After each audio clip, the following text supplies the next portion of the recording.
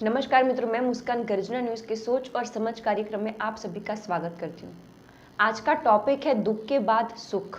अगर आपको ज़बरदस्त भूख लगी है और आपको अगर एक निवाला मिल जाए तो वह 56 भोग जितना स्वादिष्ट लगता है। बहुत ज़्यादा गर्मी के बाद बारिश आती है तो बहुत ही ज़्यादा सुकून मिलता है। अगर आसपास अंधेरा हो और कहीं से भी रोशनी आ जाती है तो जिंदा होने का एहसास तुरंत हो जाता है। अगर आपने दुख, दर्द और संघर्ष देखा होगा और उसके बाद अगर आपको सफलता प्राप्त हुई होगी तो उसका सुख विस्मरणीय होगा। 8वें दशक में शुरू हुआ अमिताभ का सफर संघर्ष से गुजरता हुआ अभी भी चल रहा है और अभी भी कम से कम दिन में 8 घंटे काम करते हैं। सामने उनका बेटा अभिषेक है। आपके भीतर लगी आग सुकून वाली जगह पर ले जाते हैं। आग में गर्म हुए लोहे पर हथौड़ा मारकर उसे कोई भी आकार दे सकता है। वैसे ही संघर्षों का सामना करते हुए आप सफलता की ओर जा सकते हैं। बुद्ध ने कहा है कि pain is the out of come sin. कई बार सज्जन लोग निराश होते हैं, दुखी होते हैं तो कहते हैं कि गत जन्म में मैंने कुछ न कुछ पाप किए होंगे। ऐसा मानकर अपने आप को तसल्ली देते हैं, लेकिन साथ में कर्म करना उतना ही जरूरी है। कर्म न करना वह सबसे बड़ा पाप है। एक बार गौतम बुद्ध जंगल से जा रहे थे। वहां अंगुलीमाल नामक महाकाय मानव के सामने आकर बोला कि हे साधु, तुझे पता है यहाँ से हर मुसाफिर की उंगलियां काटकर मैं उसे माला बनाकर पहनता हूँ। अगर तुम्हारी उंगलियां सही सलामत चाहिए तो वापस चले जाओ।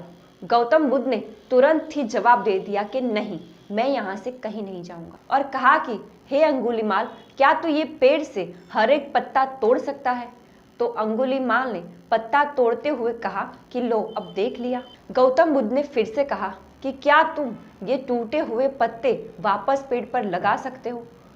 तो वो अडहास्य करते हुए बोला कि हे बुद्धू, टूटी हुई चीज कोई कैसे जोड़ सकता है? तो बुद्ध ने कहा कि जो चीज तू तोड़कर जोड़ नहीं सकता तो उसे तोड़ता ही क्यों है? तेरे जैसे बलवान को तोड़ने का नहीं, जोड़ने का काम करना चाहिए। और अंगुलीमाल को गौतम बुद्ध की बात समझ में आ गई और उनका शिष्य बन गया। स्कूल की जिंदगी हो या जिंदगी की स्कूल हो, हर बात मनुष्य को दुख, दर्द, संघर्ष, कर्म से मजबूत बनाता है। मतलब मुसीबतों का ताज पहनने वाला ही महाराजा बनता है।